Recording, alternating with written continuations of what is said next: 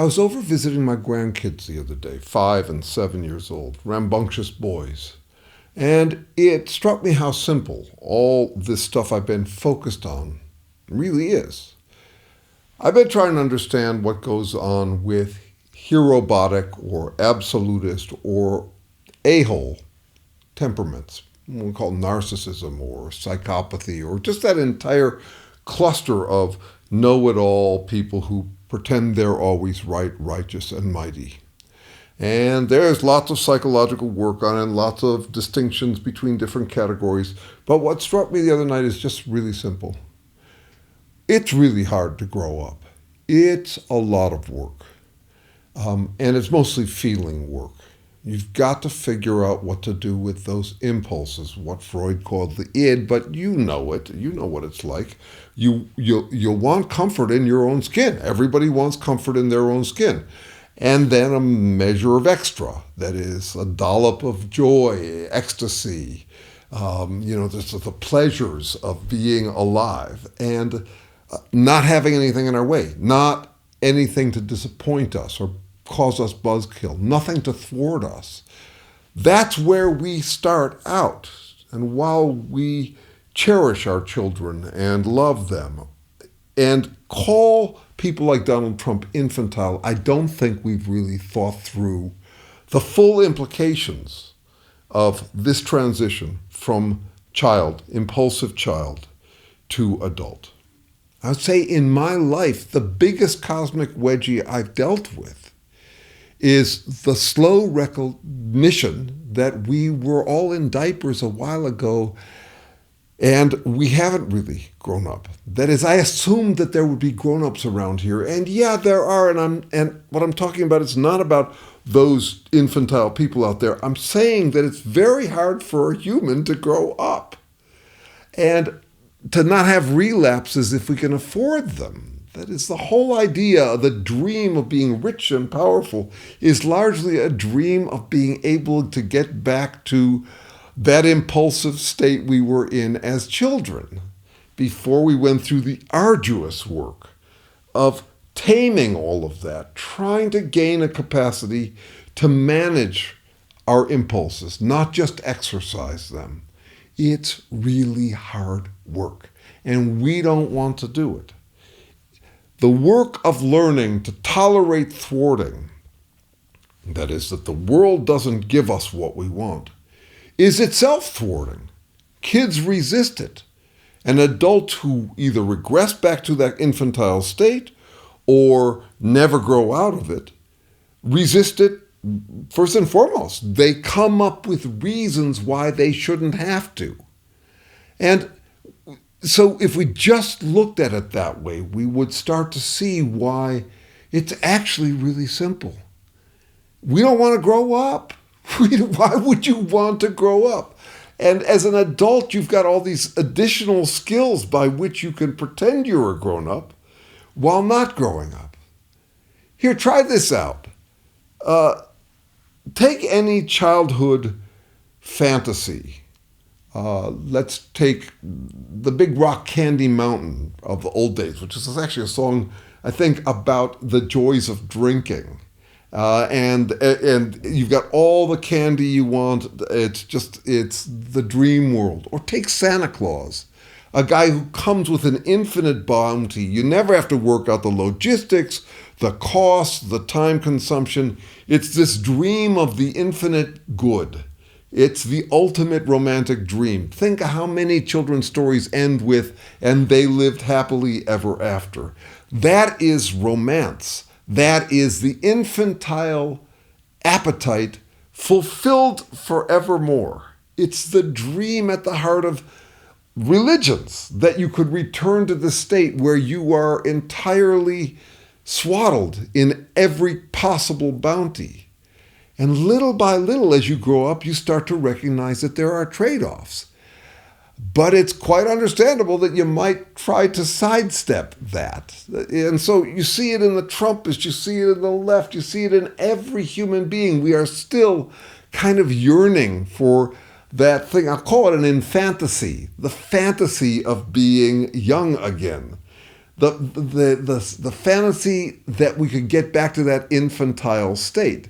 And yeah, we could do all sorts of personal psychological history about how that was torn from us by bad parents and all of that.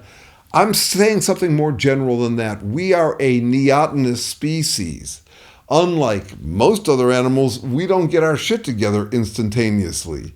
It's a source of some of our plasticity, that we can grow up in completely different cultures and become completely different. But one of the main consequences of it, this, you could say, born infantile, and for us it takes 20 years or so, if we're efficient about it, to grow up, that's a human unique state. No other organism has that degree of parental oversight, cultural oversight, to try to wring some adulthood out of the toddler.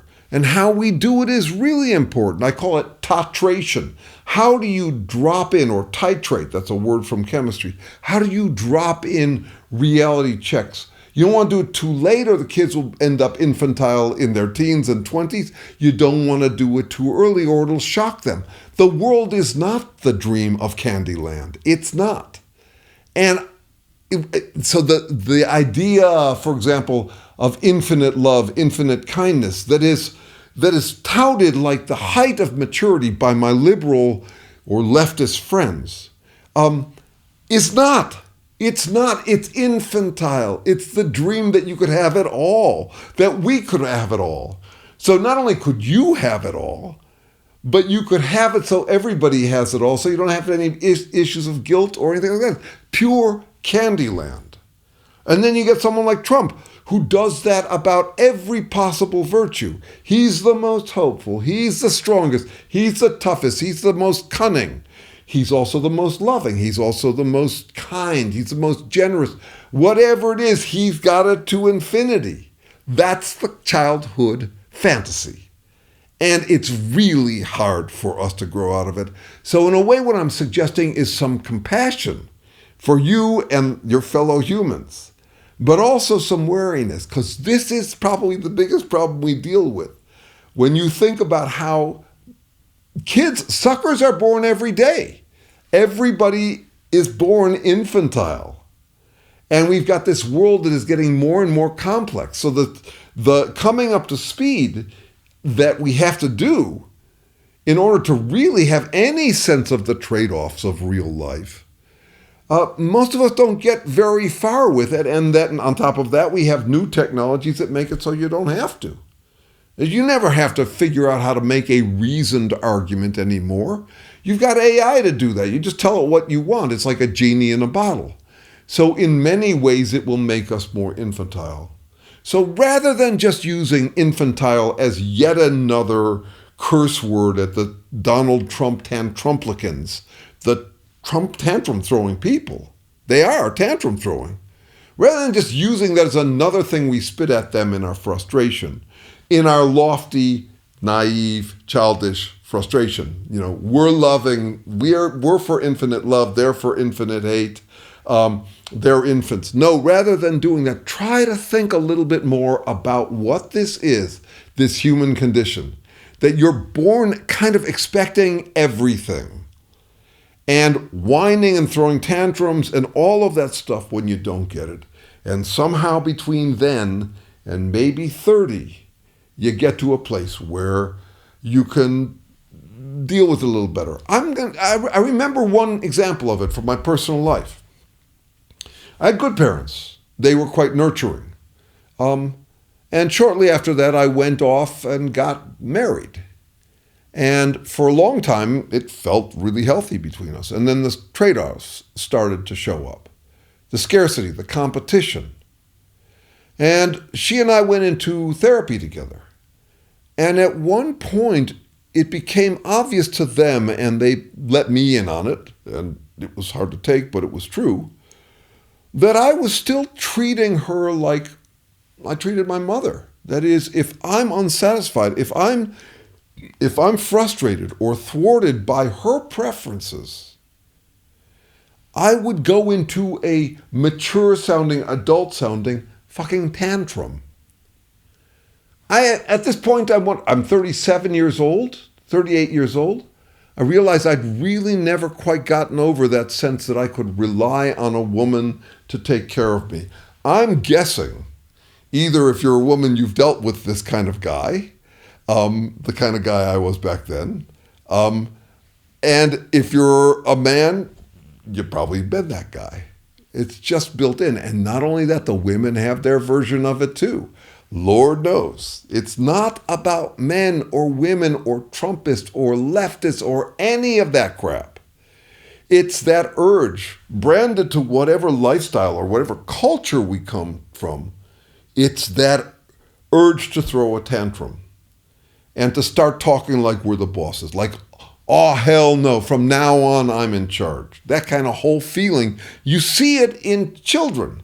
Now, I have well-behaved 5- and 7-year-old grandchildren. They're fine.